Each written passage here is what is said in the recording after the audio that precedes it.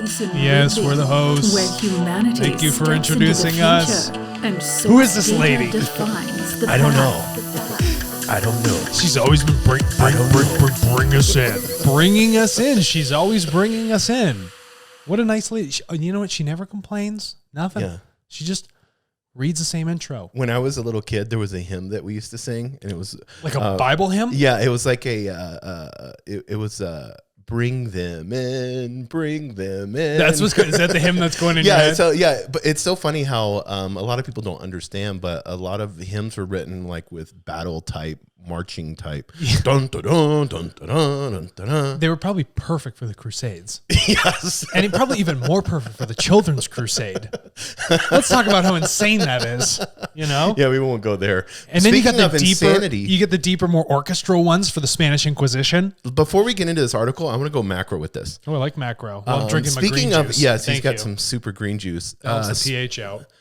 Speaking of macro and craziness, let's get into being judged off of a person with your credit score. Oh, what is this credit score? Only in America would we do this. And here's what's ridiculous about credit scores. If you're a good person and you pay off some sort of revolving credit, your score goes down. What?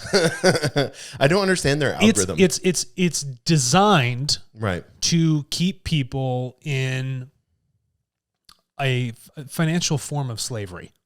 Yes. Where it gives you this false sort of benefit where they're like, you need to take on more credit because it keeps pumping your score up. Yeah. Do you want to go buy a new car? Or you know what's the best thing you can do is get into a mortgage. Yeah, you get into a mortgage, and the word mortgage is Latin. It means death grip. It's true. Look it up. Think twice about that. When you first told me that, I looked it up, and it's true. Yeah, no, of course it is. I had to fact check you. You think I want to lie? There's no reason for me to lie. But the thought about this is that credit in general, the idea is that they want to have you in a revolving system of control. Mm-hmm. But here's the interesting part. You know, everybody wants to get their hands on credit. You know, 32% of the world that has the availability of data to actually get underwritten, they're trying to become a part of the system for some sort of financial gain by essentially efficiently leveraging their money in a debt-to-income ratio so that they can expand their lives and hopefully begin to pay back on that because they've taken out money, they've gotten credit, so that they can put it towards things that give them a gain so they can pay that credit off and then live a better lifestyle. But as you begin to pay those things off, the current credit score system says, oh, your score is going to drop. You're not, you're less worthy now. They want you to continue to open it up and stay inside of that credit system once you're in it. And they think that applying a score to it judges the person on the quality and the integrity of them paying back and them being truthful. But now what we're seeing is that there's a big change with big data.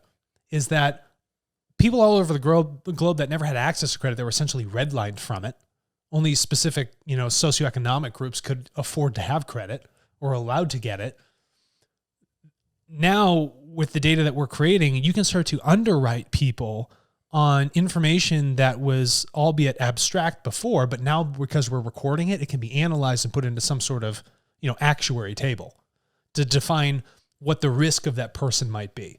Yeah, and of course, Experian, TransUnion, and Equifax, all three of them are going to make sure that they're compiling mass amounts of data on you to understand, to get that score or to, they're selling products and services too. They're selling a credit score. Yeah. That's what their job is. They're also selling data. They're selling your data. People don't realize this. They're selling your data to third parties. Yeah, they sell credit ratings. These are the same guys that said, during the 2008, 2009 stock market crash, that the mortgage bonds were rated at whatever. Yes. You dopes, and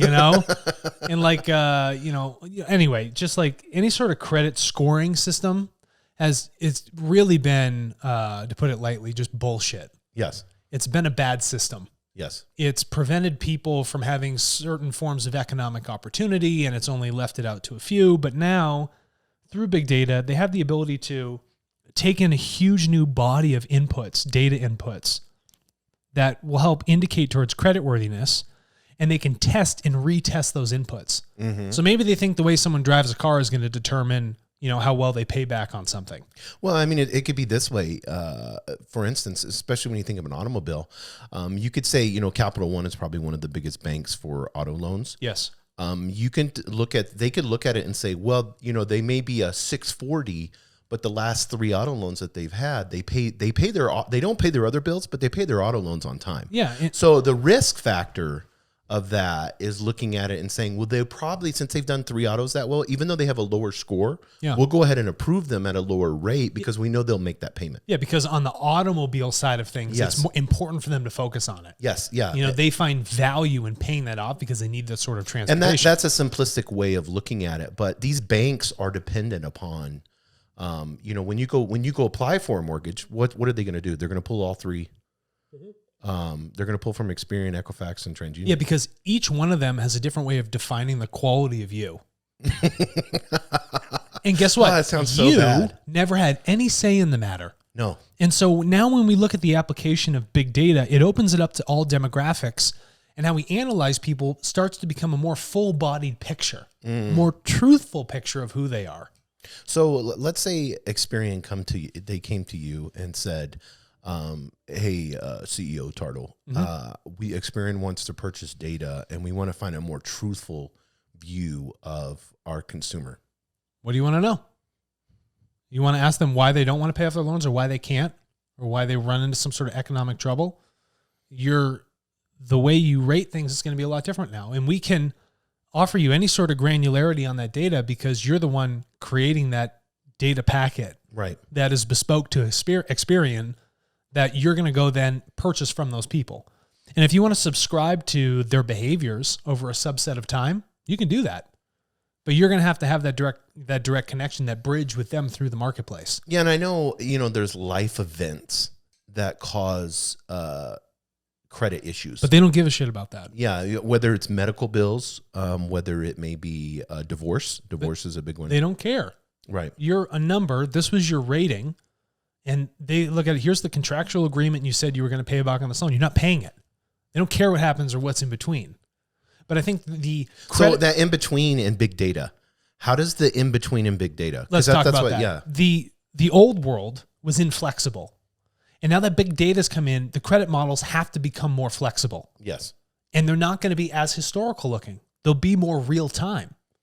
That's the difference. That's the enhancement, is the availability of data and the availability to process it instantly. The variability, if you have like a, not a fixed score, but maybe like a floating one, maybe that is probably going to be better for you. So the better I act, the better choices I make in my life, just like with the thing you plug into your car and your insurance company gives you a better deal. Right. Maybe you're going to see that sort of variable creditworthiness happening with what you're doing on everything else. They begin to record that, and through that big data and that processing, I've made a lot of other good choices outside of trying to get credit. That should help me go in and say, well, I'm a good person. I'm truthful. I pay the stuff back. I'm low risk on everything else I do. Why is it that you're not underwriting me on it? Just because I'm not in the middle class? Yes. Right? That's kind of screwed up. So now we're opening it up to all those demographics. And when it became a FICO score that was based on, say, just for generalization, 5 separate points that are only, there that fits into a certain demographic. Now we've opened it up and we look at the ability to repay across many, many different factors. So whenever you look at, because I want to make sure I understand this. So whenever you look at big data, and we're looking at these 3 major companies, and so a bank is going to come to them and say, do you think the banks are solely relying on these 3? Yes. To make these decisions? And 100%. So thus, that's why all 3 of these companies are saying, let's get more granular with the data? Yeah, because they got a grip on things. And they also, when they put a score on something and that score is inaccurate, that's a knock against them. Yes. Like the bank will come back and be like, you told us all these people were at 720. Mm-hmm. But we've done our own analysis on their debt to income ratios. Right. They're in the 600s. Yes. What the heck?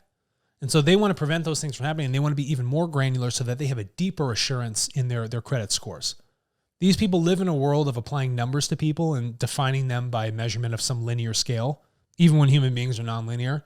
But that's the issue with credit. But credit is evolving, And big data will help credit evolve. It'll become more flexible. Now, as far as decentralizing, you know, because we're seeing like, I just talked to somebody that... Well, here's the thing. You talk about decentralization. Why do we have to rely on 3 companies to define? Yes, exactly. If you decentralize the effort and we have even like a blockchain technology and this data is verified from everybody across the globe, there's no reason for them to say this is what our score is. Every time I interact, it's supported by a network, a global network of systems that say this person has done this. This is in fact the truth. Right. Then you've eliminated.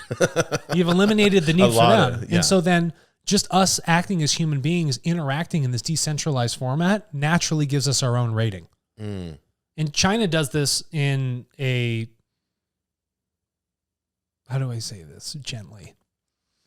We need to watch our people. Right. And how they interact. So from a surveillance state, right, they give social credit ratings on their the people that are in China, like, oh, this is a good person, this is a bad person.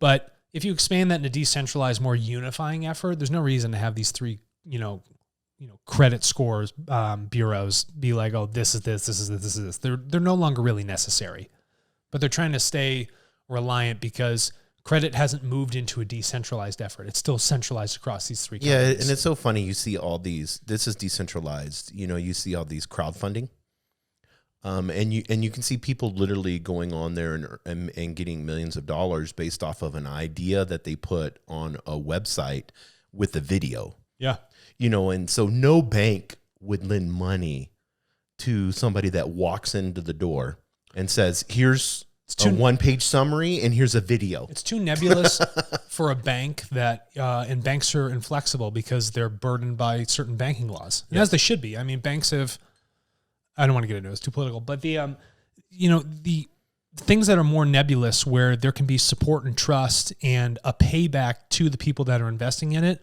happens better in a more decentralized format. And decentralization also spreads risk. It's shared risk across everything. So it's not like the 3 companies have to take the risk of rating people. And if they screw up, well, they're beholden to it. Well, all 3 of them experienced data breaches. So, yeah, I mean, that alone right there, think about that. Yeah, we're not even going to get into that. Okay, we're gonna be done. Yeah, we're going to shut that off. But point is, big data will make credit models more flexible. And as the data and the models become more decentralized, we're going to see greater benefit and economic opportunity for people that otherwise didn't have it. So it's positive, net positive. Net positive. Awesome.